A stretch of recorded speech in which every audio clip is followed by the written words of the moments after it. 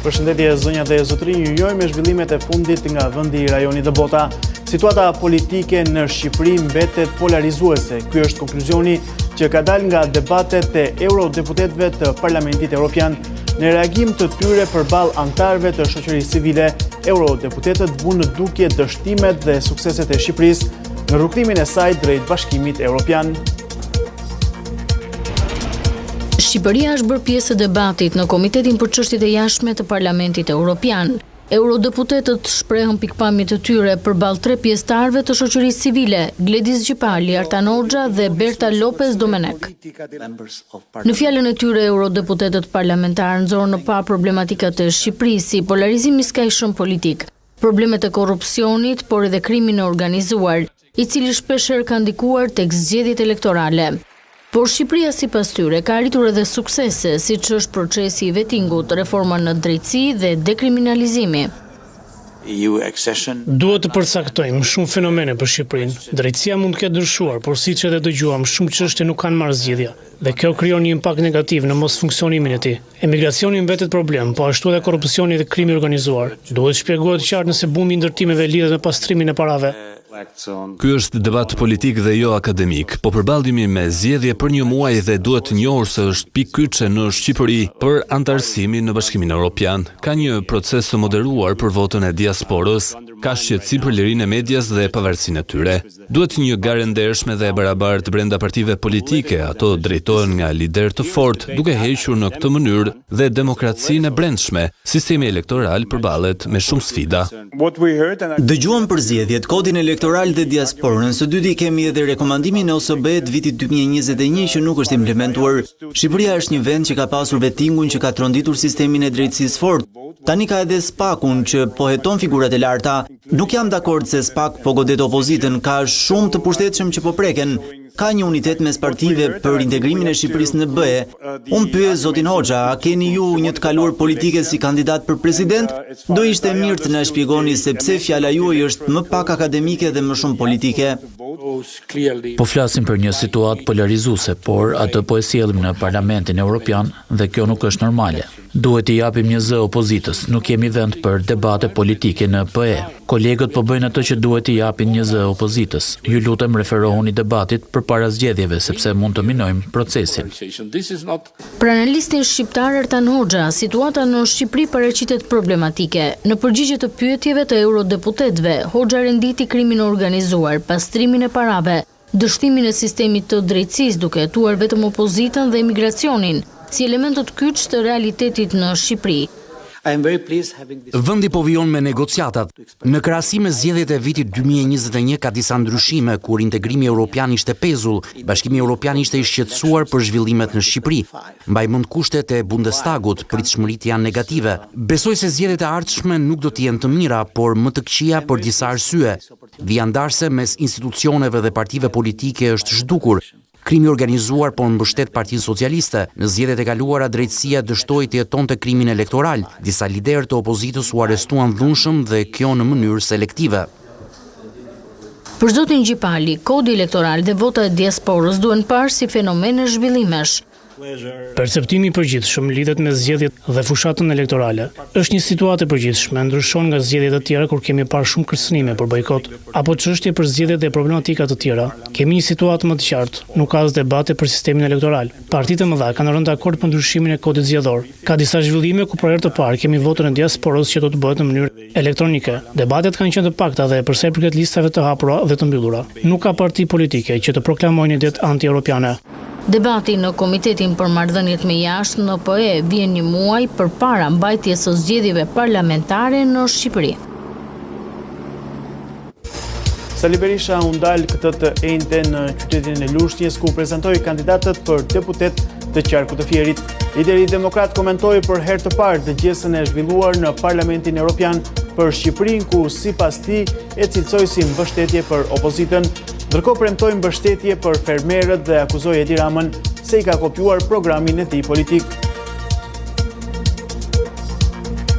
Presidenti francez Emmanuel Macron do të rikthehet në Tiranë për të marrë pjesë në Komitetin Politik Evropian.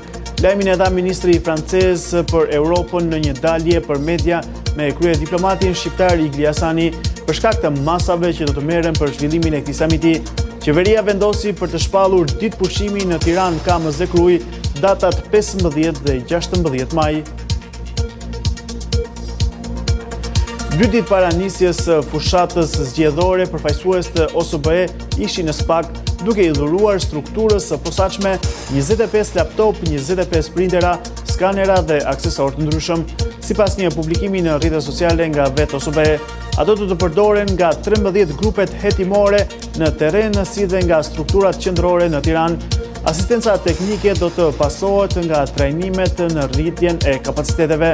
Në takimin e zhvilluar me ambasadorin Michel Taran dhe drejtuesin Altin Dumani theksuan rëndësinë e mekanizmave të fortë institucional për mbrojtjen e proceseve zgjedhore. Taran përgëzoi SPAK-un për nismën dhe përkushtimin për të hetuar dhe ndjekur penalisht krimin zgjedhor, thuhet në njoftimin e OSBE. Shohim të tjera zhvillime nga vendi në vendimarrjen për masën e sigurisë dhe kryebashkiaku të Tiranës Erion Velia, gjykata e posaçme e apelit ka vlerësuar bashkëpunimin mes tij, bashkëshortes së tij dhe biznesmenit Elman Abule ka tipare të një grupi të strukturuar kriminal, por ky fakt nuk është marrë parasysh nga apeli për shkak se SPAK nuk ja ka ngarkuar këtë vepër të dyshuarve, duke u lënë në fuqi vetëm veprat e komunikuara. Pas prototipit të Shota, Shqipëria do të prodhojë brenda këtij viti të tjera automjete të blinduara që do t'i shërbejnë forcave të armatosura. Automjetet e blinduara janë në proces prodhimi dhe do të jenë në peshën e 7 tonëve. Kërkesa ka pasur edhe nga shtete si Gjermania, Polonia, Ukraina dhe madje Greqia. Agjencia e Inteligjencës Financiare thotë se ka identifikuar 13 skema të pastrimit të parave të përdorura në vitin e kaluar. Parat sipas raportit pastrohen kryesisht në sektorin e ndërtimit. 2 prej skemave të përdorura tregojnë se si është mundësuar pastrimi i miliona eurove. Të dhënat nga Agjencia e Inteligjencës Financiare tregojnë se vitin e shkuar me vendim të prokurorisë dhe gjykatës u sekuestruan 97% të vlerës parave të bllokuara. Ky raport ka mbetur thuajse i pandryshuar në 6 vitet e fundit. Pas skandaleve të përsëritura në hyrjen e ushqimeve të dëmshme për Shqipërinë, ekspertët e shëndetësisë flasin për rrezikun që nga vjen nga mungesa e sigurisë ushqimore. Profesori i mikrobiologjisë Andi Koraqi thotë se institucionet duhet i kontrollojnë produktet përpara se të hidhen në treg, ndërsa fast foodet janë në rrezik epidemie të salmonelës. Këto skandale sollën vetëm një dorëheqje atë të drejtuesit të AKU-s së Tiranës, si dhe shumë pikpyetje dhe pasiguri të qytetarëve për rrezikun e ushqimeve që konsumojnë çdo ditë. Shohim zhvillimet nga rajoni. Rusia ka vijuar propagandën kundër Kosovës në Këshillin e Sigurimit të OKB-s gjatë seancës për raportin 6 muajor të UNMIK-ut. Ambasadori i Moskës kritikoi qeverinë aktuale në Kosovë, siç thanë për politika të spastruese ndaj serbëve dhe shprehu alarmin për armatosjen e vazhdueshme të Kosovës. Ndërkohë, presidentja e Kosovës Vjosa Osmani ka reaguar me tone të ashpra kundër Rusisë për analogjinë që përdor kjo e fundit për Kosovën dhe Ukrainën. Osmani i krahasoi Putinin me Miloševićin, duke i krahasuar krimet e Putinit në Ukrainë me ato të ish liderit serb në Kosovë. Për më tepër le ndjekim materialin. Rusia nuk ka asnjë të drejtë të përdor Kosovën si argument për të justifikuar aneksimin e territorit në Ukrainë. Kështu është shprehur presidenta e Kosovës gjatë një interviste të saj dhënë së fundmi. E vetmja ngjashmëri mes rasteve është se krimet që kreu Milošević ndaj nesh janë të njëjta me ato që po kryen Putin ndaj njerëzve të pafajshëm gjatë pushtimit të Ukrainës, po janë të njëjtë si Putini dhe Milošević, por nuk ka asnjë ngjashmëri mes Kosovës dhe territoreve të aneksuara nga Rusia. Rusia nuk ka asnjë justifikim që të flasë për ndonjë precedent që kinse ka krijuar Kosova. Situata është krejt ndryshe. Zyrtarët rusë shpesh e kanë marrë Kosovën si shembull për të justifikuar territorët e aneksuara në Ukrainë, duke nisur nga Krimea në vitin 2014. Osmani ka theksuar se pavarësia e Kosovës ka qenë rezultati së drejtës së popullit për vetëvendosje dhe si rrjedhoi një regjim i shtypës dhe kriminal të udhëhequr nga Slobodan Miloševići, ndërsa situata në Ukrainë, sipas saj, është një agresion i pasur ushtarak nga ana e Rusisë. Osmani foli për ndjenjat pro-amerikane të popullit kosovar, e cila sipas saj qëndron si vlerë dhe liri. Demokracia në ndihmojnë. Është normale të thuhet se Kosova është kombi më pro-amerikan në botë. E shikojmë veten si zgjatimi vlerave amerikane, si kombi më pro-amerikan në tokë. Ne jemi krenar që qëndrojmë krah për krah me popullin amerikan. Është një aleancë e pakrahasueshme, një aleancë që ne presim ta forcojmë përmes presidentit për të folur për rrugëtimin e Kosovës nga historia e saj të gjenocidi mbijetuar në ndërtimin e një djepi lirie, një demokraci e paqëdashëse të lulëzuar dhe largpamëse. Në lidhje me të ardhmen e marrëdhënieve ndërkombëtare, presidenti u shpreh se zhvillimi i marrëdhënieve mes SBA dhe Rusisë do të varet nga acuria e paqes në Ukrainë. Gjithashtu ai shtoi se paqja dhe liria mund të arrihen vetëm në lidershipin e Amerikës. Një javë pasi vendosi tarifa për gati gjithë vendet e botës dhe tronditi tregjet ndërkombëtare, presidenti i Shteteve të Bashkuara të Amerikës Donald Trump njoftoi pezullimin e tyre. Kreu i Shtëpisë së Bardhë njoftoi se tarifat do të pezullohen për 90 ditë si përpjekje për të lehtësuar tensionet tregtare që kanë tronditur ekonominë botërore.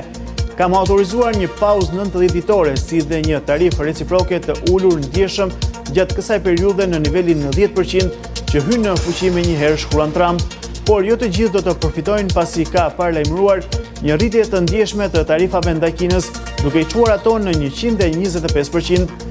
Siç pohon Trump, rritja e tarifave ndaj Kinës është përpjekja për ta detyruar Pekinin të ulet në tryezën e bisedimeve. Unë po rris tarifën që SBA i vendos Kinës në 125%. Me efekt menjëhershëm, shpresoj që së shpejti Kina ta kuptoj se ditët e mashtrimit ndaj Shteteve të Bashkuara të Amerikës dhe vendeve të tjera nuk janë më të qëndrueshme apo të pranueshme, shproi ai. Ndërkohë, Volodymyr Zelenski ka akuzuar Kinën për dërgim të trupave të saj ushtarak në territorin e Ukrainës. Zelenski ka paraqitur fakte për praninë e tyre atje, por Kina nga ana e saj ka reaguar kundër këtyre argumentave, sa kaq Moska ka paralajmëruar Francën dhe Anglinë për planin e zbarkimit të ushtarak në portin e Odesas, duke e kërcënuar me luftë drejt për drejt. Shohim dhe zhvillimet në lindjen e mesme, një tjetër masakër ka ndodhur në rripin e Gazës, 29 palestinezë janë vrarë si pasojë e sulmeve izraelite, përfshirë edhe fëmijë. Ushtria izraelite e ka justifikuar sulmin me faktin se në zonë strehoi një militant i lartë i Hamasit. Ndërkohë, autoritetet shëndetësore palestineze bëjnë me dije se sulmet izraelite në 3 javët e fundit kanë lënë të vrarë të paktën 1500 persona. Një masakër ka ndodhur në rripin e Gazës. Si pasojë sulmeve izraelite kanë mbetur të vdekur 29 palestinezë, përfshirë dhe fëmijë. Sulmi ndodhi në një shtëpi në Shej Haja, në qytetin e Gazës, thanë autoritetet lokale shëndetësore. Mjekët thanë se 10 të tjerë u plagosën në sulmin që goditi një ndërtesë banimi shumë kaçe në periferi lindore të qytetit Gazës. Shumë prej tyre ende besohet se janë të zhdukur dhe të bllokuar në ndërmjet të ndërtesës. Sulmi dëmtoi disa shtëpi të tjera aty pranë, thanë mjekët. Ushtria izraelite thanë në deklaratë se goditi një militant të lartë Hamasit përgjegjës së planifikimit dhe ekzekutimit në sulmeve nga Sheja në Gazën Veriore, të cilin nuk e identifikoi. Ushtria tha se u ndërmorën disa hapa përpara sulmit për të zbutur dëmet ndaj civilëve. Autoritetet lokale shëndetësore thanë se 9 palestinezë të tjerë u vranë në sulmet veçanta ushtarake izraelite në pjesë të tjera të enklavës, duke çuar numrin në 38. Izraeli rifilloi bombardimin e Gazës më 18 mars, pas një pushimi 2 mujor dhe dërgoi trupa përsëri në enklav. Në 3 javë që nga ajo kohë, Ministria e Shëndetësisë në Gaza e drejtuar nga Hamasi thotë se sulmet ushtarake izraelite kanë vrarë afro 1500 palestinezë. Që nga fundi i muajit mars, Izraeli ka urdhëruar banorët e Gazës të largohen nga territori rreth skajeve të enklavës për të krijuar atë që ai e përshkruan një zonë sigurie. Banorët kanë frikë se qëllimi është shpopullimi i përhershëm i zonave të territorit. Krahët e armatosur të Hamasit dhe Xhihadi Islamik kanë filluar ndërkohë hedhjen e raketave drejt Izraelit. Shohim zhvillime të tjera nga mediat e shkruara për të se çfarë është raportuar gjatë këtyre orëve. Nisi me Java News. Macron rikthehet në Tiranë në vizita 2 ditore zyrtare gjatë muajit maj, datat përkatësisht 15 dhe 16 maj. Në të njëjtën ditë dhe datë në Itali, Rama dhe Berisha njoftojnë takimet e tyre në shqiptarët në Milano dhe në Brescia do të ketë një ballafaqim mes 2 liderëve politik. Marrëveshja me Italinë, Gjadri do të përdoret edhe për ndalimin e emigrantëve në pritje të dëbimit. Gjatë ditës së sotme do të ketë edhe 2 anije me 40 persona që mbërrin në Shëngjin. Konferenca për kujdesin për fëmijët drejt antarësimit në Bashkimin Evropian. Gonzato fëmijëve tu garantohet shëndetësi falas dhe qasje në arsim cilësor. Tek Reporter Pikal, bankat në nënhetim për abuzime në tregun me 16 milion euro të sigurimit të jetës debitorit. Miniu të riqet për projektit të aeroportit të Vlorës, është ky një tjetër zhvillim që gjeni tek Reporter. Me 5 vjet të vonesë dërgohen në gjykim të akuzuarit për blerje votash në Tiranë. Të tjera zhvillime i shohim tek Panorama, rregulla më të ashpra për migracionin, më pak punëtor nga Ballkani Perëndimor, çfarë përmban marrëveshja me bashkëqeverisjen në Gjermani. Trump urdhëron pezullimin për 90 ditë për tarifat e reja, përjashton Kinën nga lista. Presidenti i Shteteve të Bashkuara shton normën ndaj Pekinit në 125%. Vučić takohet me Emmanuel Macron, presidenti serb. Bota po hyn në një epokë turbulente. Franca, aleate më e madhe e Beogradit, ka deklaruar ai. Mundje Ababarakov shkëlqen përsëri tjetër medalje për Shqipërinë në kampionatin evropian. Bëhet fjalë për Mundsin Çeçen, i cili përfaqëson flamurin e Shqipërisë. Indeksi i diversifikimit ekonomik global për vitin 2025, Shqipëria prapa në rajon, tregti dhe të ardhura. Procedimet penale për mashtrimet në kredi dhe në sigurime u rritën vitin e kaluar, një tjetër zhvillim tek Monitor. Skema për subvencionimin e fermerëve, nisin aplikimet më datë 14 prill, të hapura deri në datën 30 maj. E referuar këtij lajmit, skemat e reja për bujqësinë është ministrja Anila Denaj, e cila thotë se nga viti i ardhshëm ndryshon skema e subvencionimeve direkte. Shohim zhvillimet të tjera te Kosova Press. Parlamenti Evropian kërkon heqjen e masave ndëshkuese ndaj Kosovës. SBA, Gjermania dhe Britania presim nga qeveria e re e Kosovës koordinim dhe përparim në dialog. 26 vjet nga betejë e Kosharës cilësohet si simboli i guximit për liri.